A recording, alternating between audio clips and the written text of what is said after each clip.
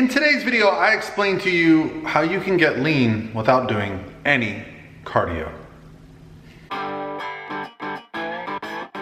Hey guys, what's going on? This is Paul Ravella from ProPhysique.com, and today's video topic, well, it's probably gonna seem a little bit funny considering yesterday's video I talked about getting lean without restricting calories, or at least not reducing calories. But I like to take these topics in jest and kind of explain where I'm coming from on them, because I think there's a lot of misconceptions, right, in what we do as far as getting lean, losing body fat, and you hear things, and I, as a coach who's been doing this for over a decade, I'll put some video here of me getting nice and shredded, and I like to stay nice and healthy and lean. I like to lift heavy weights. I like to do all the fun things. I like to have margaritas sometimes, and sometimes I get on a bodybuilding stage and win trophies, you know, so I have a good balance. I've coached thousands of people over the last decade, and you know what I like to do here for you guys is give you the information to help you reach your goals. And we got a lot of cool things going on right here on my Instagram direct message. You can send me your questions, and I love answering them.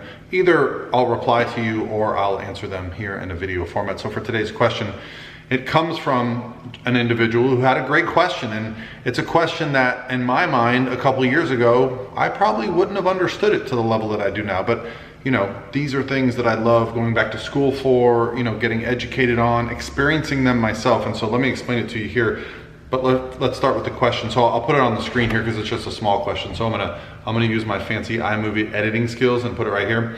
What's the difference between a step count daily and cardio? What should my target heart rate be for each? Is it okay to use a treadmill to get my daily steps in? So let's start with the first part of that question. What is the difference between step counts daily and cardio?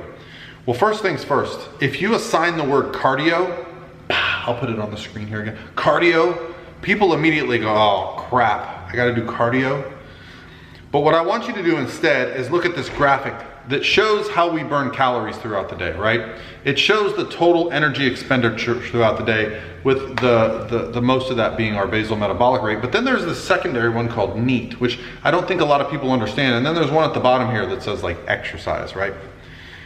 Exercise, or cardio, makes up for a very small portion of how many calories we burn throughout the day. The majority of the calories that we burn intentionally or unintentionally is through NEAT, which is non-exercise activity thermogenesis. So, what does this mean for me? Well, it means for me, I used to be a server in a restaurant, and guess what I did for my job? You're damn right, I was on my feet all day carrying trays and dropping off drinks and delicious treats and foods for people and hoping to get a tip.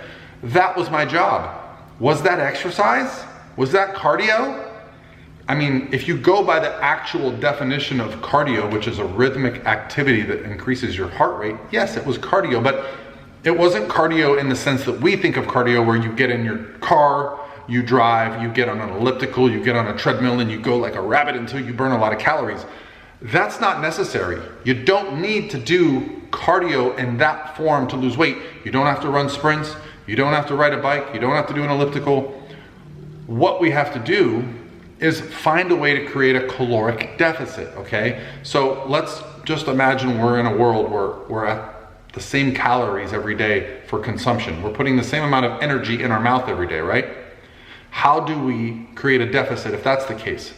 We move more, okay? And one of the great ways to move more is a step count. So I typically prescribe to my clients two things: their cardio, and I ask them their average daily steps. Because what I don't want to happen is, I don't want to assign them 30 minutes of cardio and their average daily steps are 8,000, and then I add their cardio one week. I say, hey, we got to bump the cardio up to 40 minutes this week, and then their average daily steps goes down to 6,000.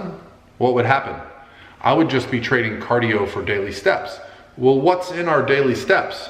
Well, that might be a time to go for a walk with your wife, your loved one, your kids. That might be playing in the yard. That might be walking the dog. That might be you just going for a casual stroll. And what happens when we restrict calories too low and we get our cardio too high is we start to conserve energy in other areas of our lives. And that's where the NEAT, or the non-exercise activity, actually starts to drop. And this is where you'll hear people say all the time, oh my gosh, you know what I did? I dropped my calories to 1,000 and I bumped up my cardio and I didn't lose any weight. The math equation doesn't make sense. Yes, the math equation makes perfect sense. You basically just lowered your energy so low that your body started to conserve energy. And I say it all the time, but the motions that we make, even things with my hands, even like just the energy that we have when we kind of move around, that goes away when you get very lean. I notice I become very monotone. I don't have the same inflection in my voice. I don't have the same energy to talk to you guys. If you look at my early videos when I was first doing my first preps, I was very monotone, didn't have a lot of gestures, right? I'm an Italian guy, I talk with my hands a lot. I was very much like this and telling people about my day as a natural bodybuilder. But it's not necessary to get that lean through the measures that I was using back then. I was doing a lot of HIIT cardio. Now, what do? Well, you asked me the question, is a treadmill good for walking? I got a treadmill right there. I bought a treadmill for my house in 2017, 2018, and I used it for my entire prep. I got shredded, so shredded, the most shredded I've ever been. I'll try to find some stuff to put here and hopefully remember to edit it in, because it's always awkward when I do this and I don't put it in. But all I did for that prep was walk. Literally, I started outside in my neighborhood. I would get up every morning and go for like a 15-minute walk every day. Got it up to 30 minutes, got it up to an hour. And then when that didn't suffice, guess what I did? I got on the treadmill. Why?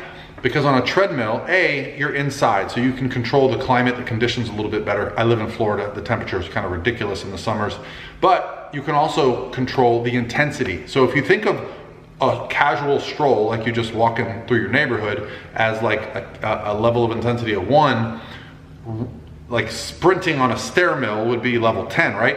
Well, there's many different levels between there. You can increase the incline on a treadmill a couple degrees, increase the speed a little bit, and you can be huffing and puffing. I personally like to put on the television in front of me and actually have something to look forward to, okay? Don't make fun of me, guys, but I'm gonna tell you what I've been watching right now. Who's been watching Outer Banks? Yes, season 2 started off terribly. I didn't like it, but it's gotten back to its roots and I'm in. But the point being is you can make it enjoyable. You don't have to think of cardio as a bad thing or a separate activity. You can fit it into your lifestyle. Heck, you can fit it into making your lifestyle a bit better even, because you're incorporating movement into your day. So don't think of cardio and steps as two separate things, okay? You just need to pay attention to the whole picture of your day.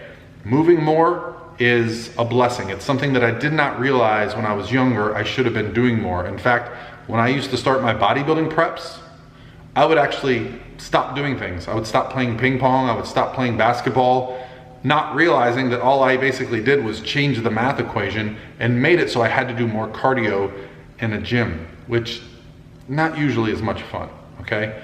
Usually if I can get out and play some sports, time flies. I find that much better, much more conducive for burning calories without having to think about it, or neat. All right, guys, hopefully this makes sense. If you have any questions, thoughts, comments, concerns, let me know below. If you're interested, we have a free 60-day challenge going. It's called the Pro 60, where we're gonna be doing videos and offering free advice. I'll put a link to that below. And I hope you guys are having a great Tuesday. And I will talk to you tomorrow.